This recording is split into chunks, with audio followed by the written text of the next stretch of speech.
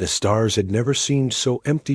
Captain Jinho Park stood at the bridge of the Silent Wake, Earth's first true deep space vessel, watching the darkness stretch before him like an ocean without shores. Behind him, his crew worked quietly at their stations. The hum of the engines was the only sound that broke the silence. For 300 years, the Galactic Concord had known about Earth. 3,000 civilizations spread across 1,000,000 star systems, all connected by trade, treaties, and shared technology. They had ships that could cross galaxies in days. They had weapons that could crack planets in half. They had knowledge that humanity could not even begin to imagine, and they had looked at Earth and laughed. The Concord classified humanity's home as a Class 7 primitive world. This meant it was too violent, too divided, and too backward to deserve attention. Human radio signals were collected and stored in archives that no one ever read. Human wars were sometimes shown as entertainment on alien networks, proof of how savage lesser species could be. No ambassador ever visited. No message was ever sent. Earth was simply ignored. Jinho knew all of this. Every human who worked in the space program knew it. They had intercepted enough alien communications to understand their place in the galaxy. They were nothing. They were noise. They were a mistake of evolution on a wet rock at the edge of nowhere. But Jinho had never been good at accepting what others told him. "Captain," said Hana Cho from the communications station. She was young, barely 30, but her skills with languages and signals had earned her a place on this mission. "I am picking up something strange." Jinho turned. "What kind of strange?" "A distress signal. Very old. Maybe centuries old." Hannah frowned at her screen. "It is coming from the edge of Concord space, a place called the Vera system." Dr. Yuna looked up from her research terminal. She was the ship's chief scientist, a woman who had spent her entire life studying alien biology from the scraps of information humanity had managed to steal. "The Vera system was abandoned 400 years ago," she said. "The Concord records say it was destroyed by a natural disaster." "Natural disaster," repeated Lieutenant Taiwu Shin. He was the tactical officer, a former soldier with scars on his hands and suspicion in his eyes. "The Concord lies about everything. Why would this be different?" Jinho considered the situation. Their mission was supposed to be simple: travel beyond the solar system, prove that humans could survive in deep space, return home with data. Nothing more. But that distress signal called to him. Someone, somewhere, had asked for help, and no one had answered. "Set a course for the Vera system," Jinho said. The Silent Wake changed direction, its engines burning bright against the darkness. The Vera system was dead. That was the first thing Jinho noticed when they arrived. The star at its center was dim and cold, barely giving off enough light to see by. The planets that orbited it were cracked and lifeless, covered in dust and shadow. But there was something else. A structure, floating in the void between the fourth and fifth planets. It was enormous, larger than any ship Jinho had ever seen. Its surface was black and smooth, absorbing light rather than reflecting it. "What is that?" Hana whispered. Yuna ran scans from her station. Her face grew pale as the results came in. "It is a warship," she said. "Taurine design.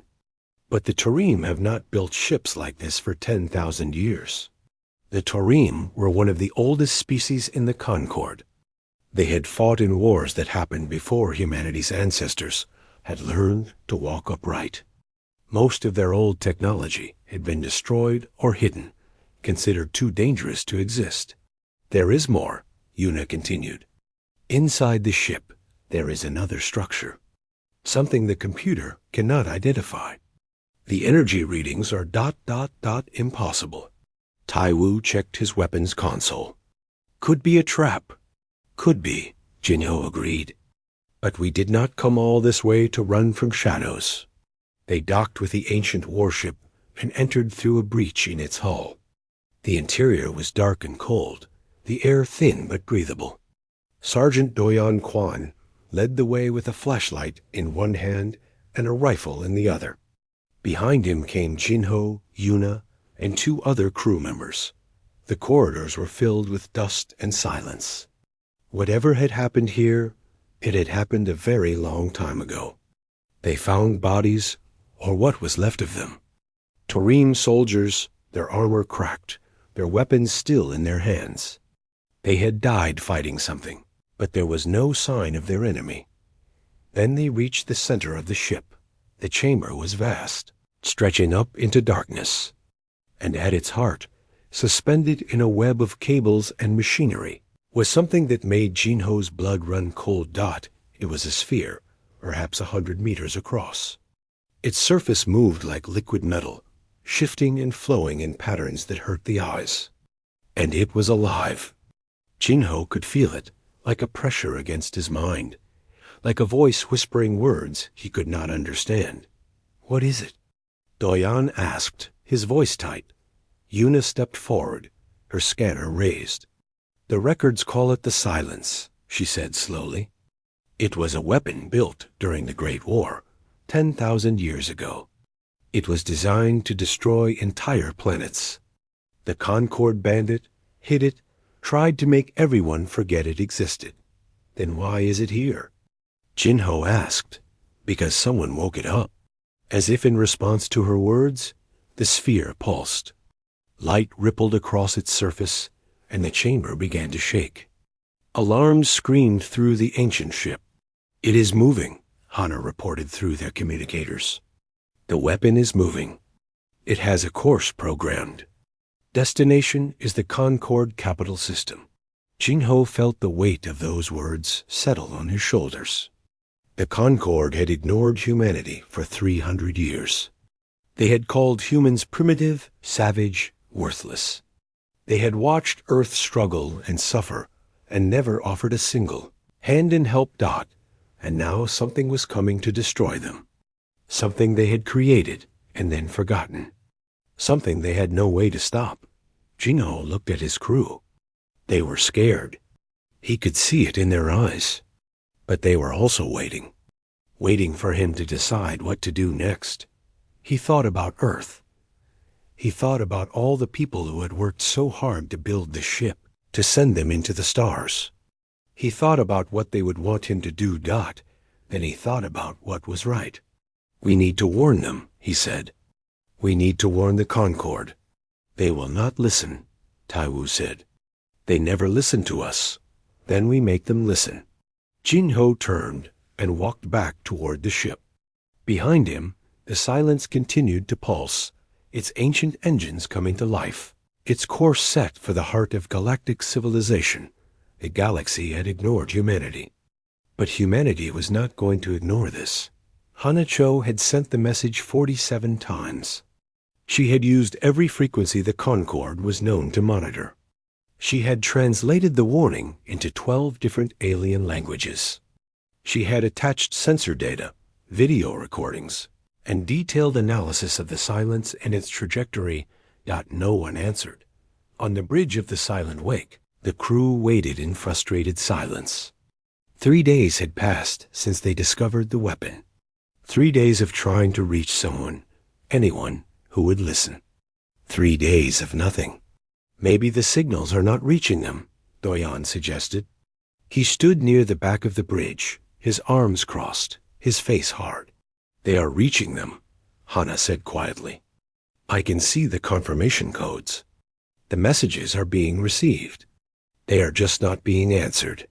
Yuna looked up from her research. "The Concord has protocols for contact with primitive species. We are supposed to submit requests through proper channels. The process takes years." "We do not have years," Jinho said. "According to our calculations, the Silence will reach the capital system in 18 months. Then we skip the proper channels." Everyone turned to look at Taiwu. The tactical officer had been unusually quiet for the past few days. spending most of his time studying the data they had collected from the ancient warship. Now he stood and walked to the main screen. "The Concorde has emergency communication systems," he said, "reserved for galactic threats. If we can access one of those systems, we can broadcast directly to the Galactic Council. How do we access them?" Jinho asked. "There is a relay station in the Noth system. It is unmanned, automated. We could reach it in 2 weeks." Hannah shook her head. "That would be illegal. The Concorde could consider it an act of war." "The Concorde does not know we exist," Taiwu replied. "And even if they did, what are they going to do? Ignore us harder?" Jinho made the decision. The silent wake changed course again. The relay station was exactly where Taiwu said it would be. It floated in orbit around a gas giant, a metal flower blooming against the orange and brown clouds below. Hana worked for 6 hours to break through its security systems. When she finally succeeded, Jinho stood before the camera and prepared to speak. He had practiced the speech a dozen times. He had memorized facts and figures, dates and distances. But when the light turned green and the signal went live, he forgot all of it. "My name is Jinho Park," he said simply. "I am human, from the planet Earth. I know you do not think much of us. I know you call us primitive. Maybe you are right. But 3 weeks ago, we found something in the Varus system. Something you tried to hide. It is called the Silence, and it is coming to destroy you." He paused, gathering his thoughts. "We have sent you the data. We have sent you the proof. All we ask is that you look at it. All we ask is that you listen. Because in 18 months, this weapon will reach your capital. And if you do not prepare, millions of people will die." The transmission ended. Jinho stepped back from the camera, his heart pounding. For 3 hours, nothing happened. Then a response came through. Ambassador Relos appeared on their screen. He was a member of the Voth species, a creature that looked like a slug wrapped in silk robes. His voice was smooth and condescending, like a teacher speaking to a particularly stupid child. "We have received your transmission," Relos said. "It was most entertaining. However, I must inform you that primitive species are not permitted to address the Galactic Council. Your use of our emergency systems is a violation of Concorde law. You will return to your planet immediately and wait for official contact, which may come in several decades if your species proves worthy." Jinho felt anger rise in his chest. "Did you look at the data? The weapon is real. It is moving. You need to—" "What we need," Relos interrupted, "is for you to remember your place. The Concorde has existed for 100,000 years. We have survived threats that your species cannot imagine. A primitive vessel full of soft, short-lived creatures is not qualified to advise us on matters of galactic security." The transmission cut off. Silence filled the bridge. Then Doyan laughed, a harsh sound without humor. "Well," he said, "at least we tried." "We are not done trying," Jinho replied. Over the following weeks, the silent wake traveled from system to system, trying to find anyone who would listen. They visited space stations, where alien traders looked at them with confusion and disgust. They approached military outposts, where guards threatened to fire if they came closer. They even found a Kel colony that was willing to speak with them, but the Kel elders said they had no power to warn the council. "The Concorde does not listen to the Kel either," Elder Mosa told them sadly. She was ancient, her gray skin wrinkled, her eyes dim with age. "We are members of the Concorde, yes, but only barely. Our voice means nothing." "Then help us make them listen," Yuna pleaded. "Child, I have lived for 800 years. In all that time, I have learned one truth. The powerful do not listen to the weak. They cannot. It would require them to admit that they might be wrong." The silent wake left the Kel colony with nothing. Then the first report came through. "A Moon in the outer systems had gone dark. Communications had stopped. Ships sent to investigate did not return. By the time the Concorde finally sent a proper fleet to see what had happened, the moon was gone. Not destroyed, not damaged, gone.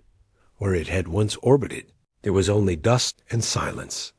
4 million Kel civilians had lived on that moon. The galaxy finally looked up. But they did not look at humanity. They looked past them, searching for answers in their own archives, their own histories. High Commander Varric, the greatest military leader the Taurine had produced in 1,000 years, announced that he would personally lead a fleet to confront the threat. Jinho requested permission to join. Varric's response was a single word: no. On the bridge of the Silent Wake, Jinho watched the grand fleet assemble. 12,000 ships from 90 species, the greatest military force the galaxy had ever seen. They were confident. They were powerful. They were absolutely certain of their victory. Yuna stood beside him. "They are going to lose," she said quietly. "You do not know that." "Yes, I do. I have studied the weapon. It learns. It adapts. It was built to fight the Concorde, and the Concorde has not changed in 10,000 years. They are going to throw everything they have at it, and it is going to eat them alive." Jinho closed his eyes. "Then we need to find another way. We need to find its weakness. Does it have one?" Yuna hesitated. "Maybe. Deep inside, at the very core, there is something biological. Something alive. If we could reach it, then we reach it." Yuna stared at him. "You understand what you are saying? The Concorde fleet will be destroyed. We would be alone. One small ship against a weapon that can kill planets." Jinho smiled, though there was no joy in it. "We have always been alone. The galaxy made sure of that." He turned to his crew. They were watching him, waiting. They knew what was coming. They were scared, but they were also ready. "Start working on a plan," Jinho said. "When that fleet fails, we are going to be the only ones left." The battle lasted 11 hours. Jinho watched it from the edge of the system, the Silent Wake hidden behind a dead moon where no sensors could find them. On their screens, 12,000 ships of the Galactic Concorde faced the silence in the greatest military action in recorded history. It was not a fight. It was a slaughter. High Commander Varric led the attack himself, his flagship at the front of the formation. The Concorde's weapons were the most advanced in the galaxy. Energy beams that could cut through mountains. Missiles that could think and hunt. Gravity bombs that could crush matter into nothing. None of it worked. The silence absorbed the first wave of attacks like a sponge absorbing water. Its liquid metal surface rippled and shifted, and then it struck back. Black tendrils shot out from its body, reaching across thousands of kilometers in seconds. Ships were grabbed and torn apart. Others were pulled inside the weapon itself, never to be seen again. Varric ordered a retreat and regrouping. The fleet pulled back, reformed, and attacked again with different weapons, different strategies. The silence adapted to each one. It learned the patterns of Concorde tactics. It predicted their movements. It turned their own ships against each other, taking control of navigation systems and making vessels crash into their allies. By the 6th hour, half the fleet was gone. By the 9th hour, only a few hundred ships remained, fleeing in all directions. In the 11th hour, High Commander Varric's flagship was caught. On the open channel, his final transmission was a scream that cut off suddenly. Then there was only silence. On the Silent Wake, no one spoke. The crew had watched the entire battle, recording everything. They had seen the greatest military power in the galaxy broken like toys. Hannah's console beeped. She looked at it with empty eyes. "A message coming through," she said, "from the Concorde Council." Ambassador Relos appeared on the screen. His slug-like body trembled. His smooth voice was gone, replaced by something desperate and afraid. You studied the weapon, he said. You were there. You must know something. Please help us. Jinho stared at the creature who had told him to return to his dying planet and wait for extinction. He thought about all the years humanity had been ignored. He thought about all the insults, all the dismissals, all the cold silence. Then he thought about the 4 million Kel who had died on that moon. He thought about the crews of those 12,000 ships, most of whom had never done anything wrong except be born into a galaxy that thought it was better than everyone else. We know something, Jinho said, but you will have to trust us. Can you do that? Relos was silent for a long moment. Behind him, Jinho could see other Concord officials, their alien faces showing fear in 100 different ways. We have no choice, Relos finally said. Jinho nodded. Then listen carefully.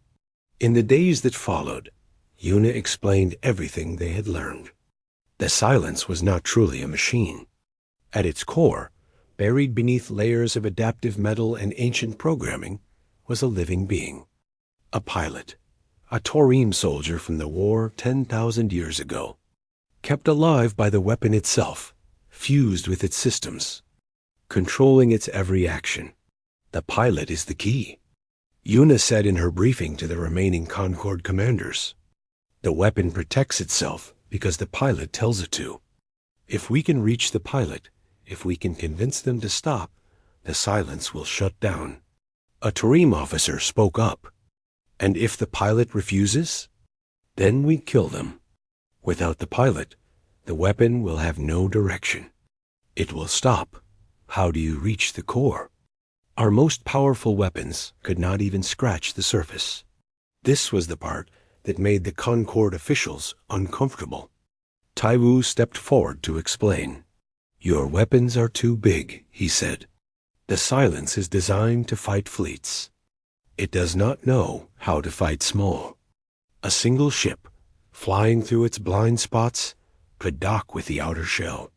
From there, a team on foot could cut through to the core.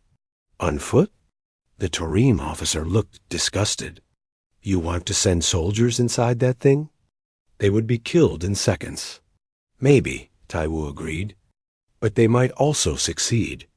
Your fleet threw everything at it from the outside, and it learned and adapted. It has never faced an attack from the inside. It will not expect it. It will not be prepared. This is insanity. This is our only chance. Doyan began assembling the strike team. He chose soldiers from the crew of the Silent Wake, people who had trained for ground combat on alien worlds. They were not the best equipped fighters in the galaxy. They did not have energy shields, or powered armor, or weapons that could level buildings. They had basic suits, basic rifles, and homemade explosives that Taiwu had built from salvaged Tarim technology. But they had something else. They had grown up on a planet that had always been fighting. They had evolved in a world where danger was constant and survival was never guaranteed. They were used to being outmatched. They were used to winning anyway. We are going to die in there, one of the soldiers said as they prepared their equipment. Doyan looked at him. Probably. Does that change anything? The soldier thought about it. Then he shook his head. No, I guess not. Then stop complaining and check your seals. Jinho stood before his crew one last time. They were gathered in the main cargo bay, 23 humans against a weapon that had destroyed empires. I am not going to pretend this will be easy, he said. I am not going to promise that we will all come back. But I am going to tell you why we are doing this. He paused, looking at their faces. The galaxy forgot about us. They looked at Earth and saw nothing worth saving. And for a long time, I was angry about that. I wanted them to suffer for their arrogance. He shook his head. But that is not who we are. We are not here for revenge. We are here because it is the right thing to do. Because somewhere in that weapon is a person who has been alone for 10,000 years, doing a job that no longer matters, fighting a war that ended before any of us were born.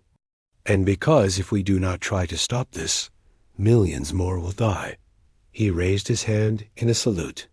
We are human. We do not give up. We do not stop.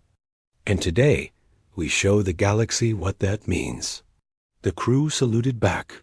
The silent wake began its approach to the silence. On their sensors, the weapon waited, vast and dark and patient. Somewhere deep inside, the pilot waited too. The battle for the galaxy was about to begin, and humanity was going to fight it alone. The silent wake slipped through the darkness like a ghost. Behind them, the remnants of the Concorde fleet created a distraction.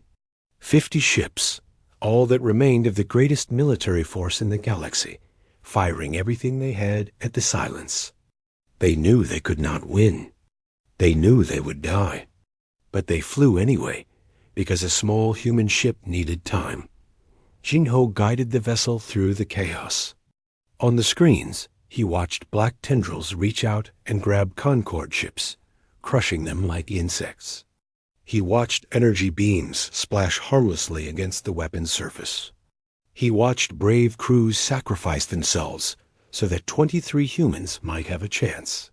Coming up on the blind spot, Hunter reported. 30 seconds. The blind spot was a small area on the silence where its sensors overlapped imperfectly.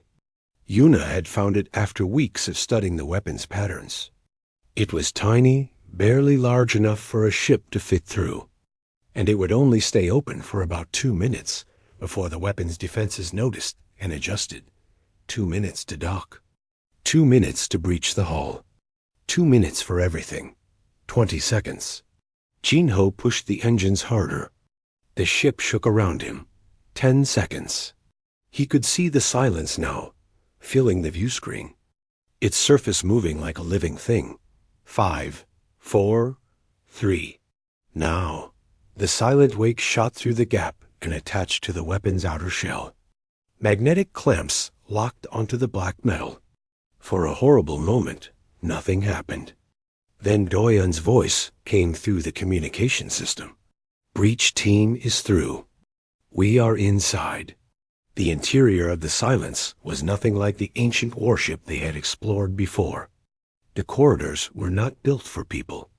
They twisted and turned at strange angles, the walls covered with cables that pulsed with sickly light.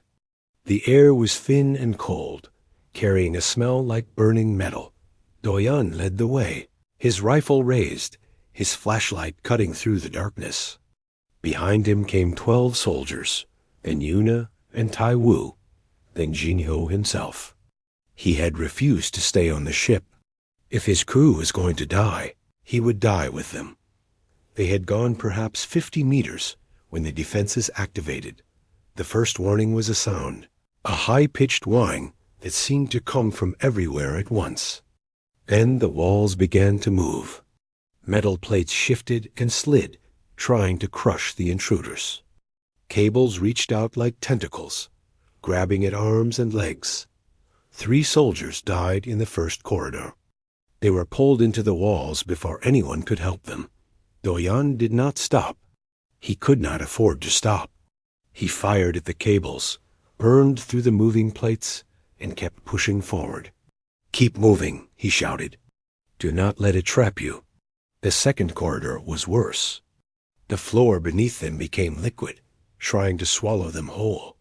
Tai Wu threw one of his homemade explosives, and the blast created a temporary path.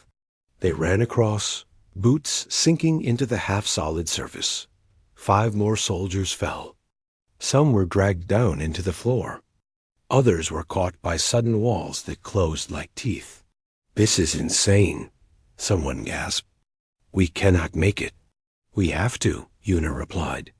She was bleeding from a cut on her forehead, but her voice was steady. The core is just ahead. I can see it on the scanner. They pushed on. The corridors became narrower, the defenses more desperate. It was as if the weapon knew they were close to something important, something it needed to protect. When their weapons ran out of ammunition, they used blades. When their blades broke, they used their hands. When their suits were breached, they sealed the holes with tape and kept moving. Finally, they reached the core. The chamber was vast, larger than anything that should have fit inside the weapon. In the center, suspended in a web of cables and machinery, was a figure. It was Tareem. That much was clear from the shape. But it was wrong. Its body was thin and withered, more skeleton than flesh.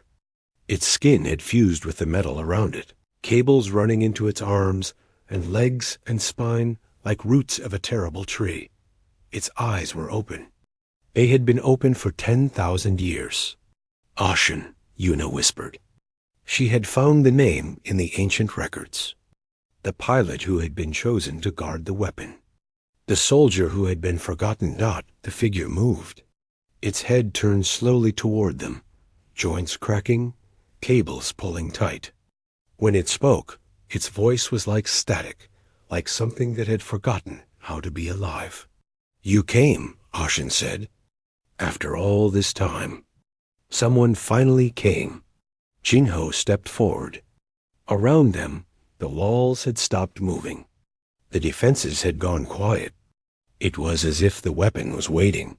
"We came to stop you," Jinho said. "The war is over. The people who sent you are gone. There is no reason to fight anymore."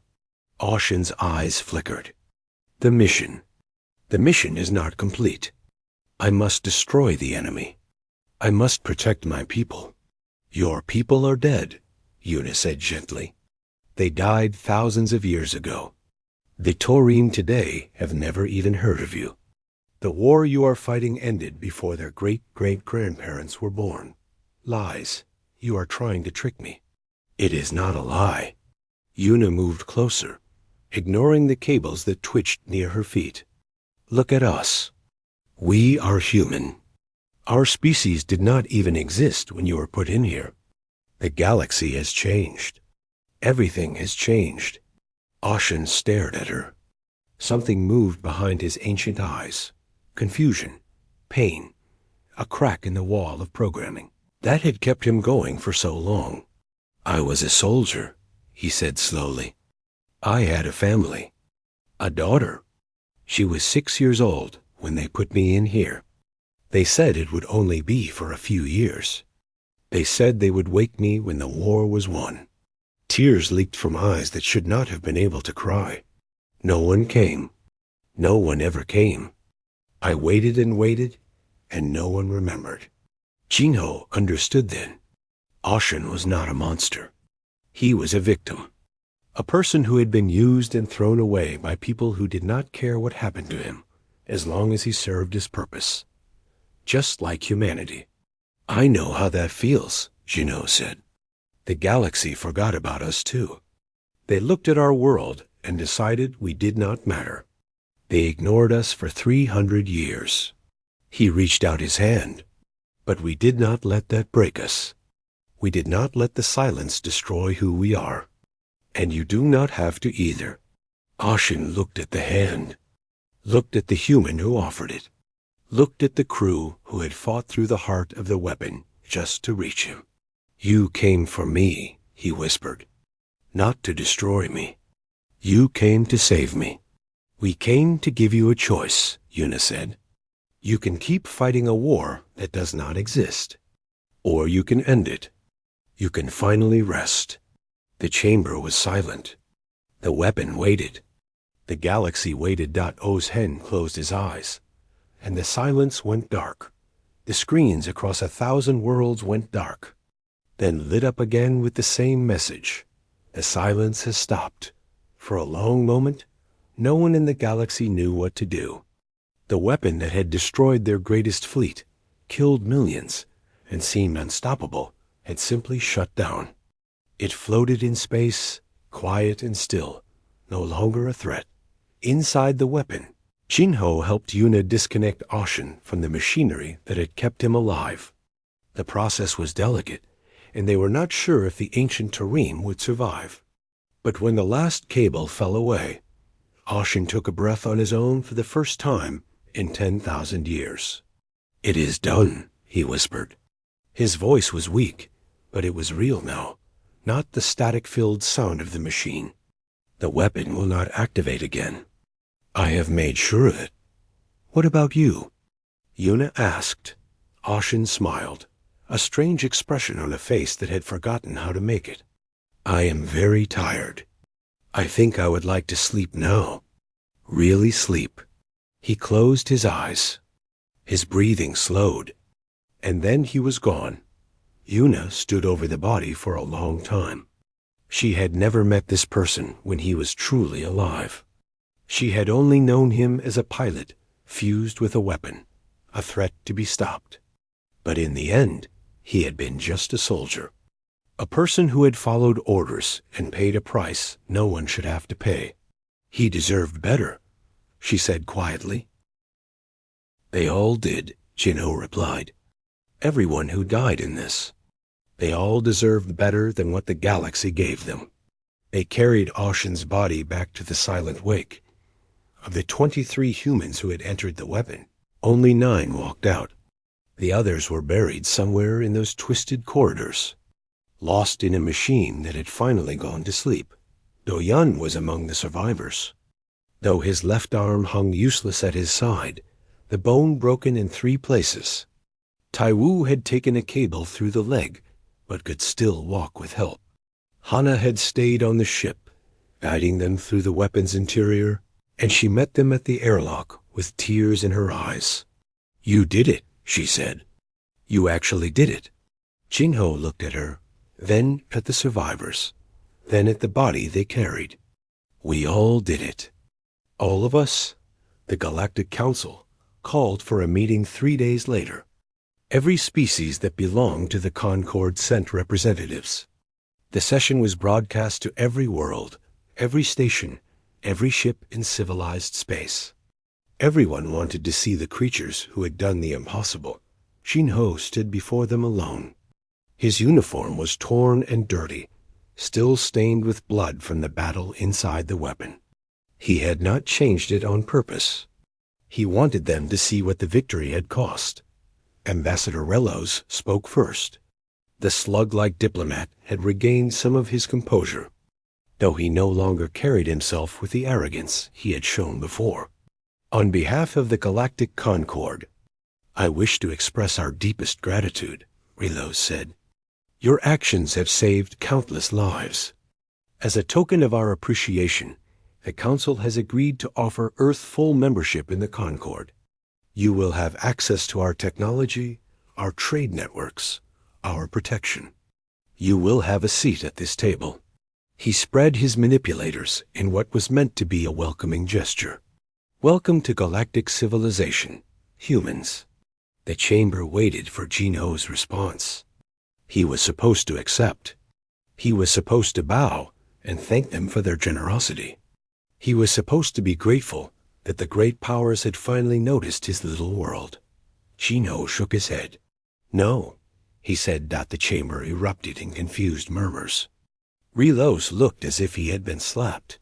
"I beg your pardon?" "I said no." Jinho stepped forward, his voice calm but firm. "We do not want your membership. We do not want your protection. We do not want a seat at a table that did not think we deserved to exist." He looked around the chamber, meeting the eyes of delegates from species that had ignored Earth for 3 centuries. "You did not reject us because you could not see us," he said. "You rejected us because you did not want to. You looked at humanity and saw violence and chaos.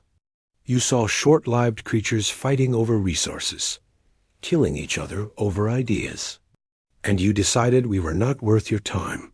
He paused. "Maybe you were right. We are violent. We are chaotic. We fight each other more than we should. But you missed what else we are." He turned to gesture at the screens, showing the deactivated weapon, floating silent in space. "We are stubborn. When the universe tells us we cannot win, we fight anyway. When we are told to wait our turn, we move. When we are told we do not matter, we make ourselves matter. Elder Mosa of the Kel stood up.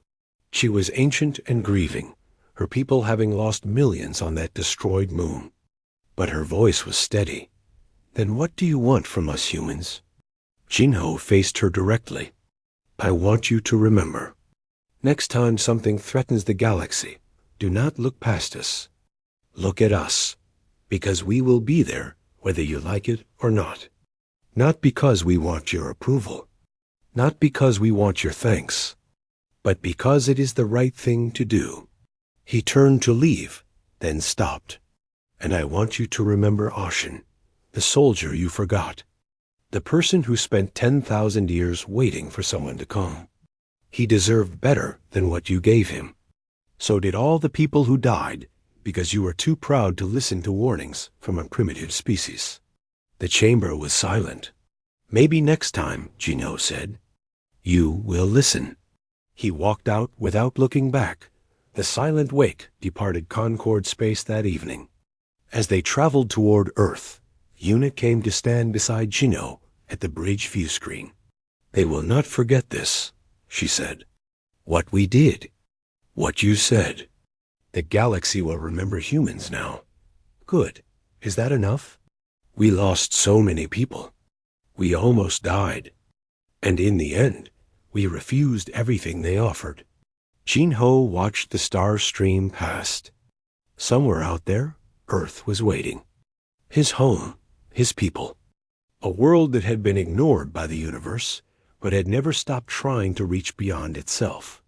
It is enough, he said, because we did not do this for rewards. We did not do this for a seat at their table. We did it because we are human, and that is what humans do. Hannah looked up from her station. Message coming in from Earth. They have been watching the broadcasts. They want to know if you have anything to say. Jinho thought about it for a moment. Then he smiled. Tell them we are coming home. Tell them the galaxy knows our name now. And tell them. He paused, looking at his crew. The survivors. The heroes. The stubborn, impossible humans who had refused to give up. Tell them we are just getting started. The silent wake flew on through the stars. Behind them, the galaxy watched.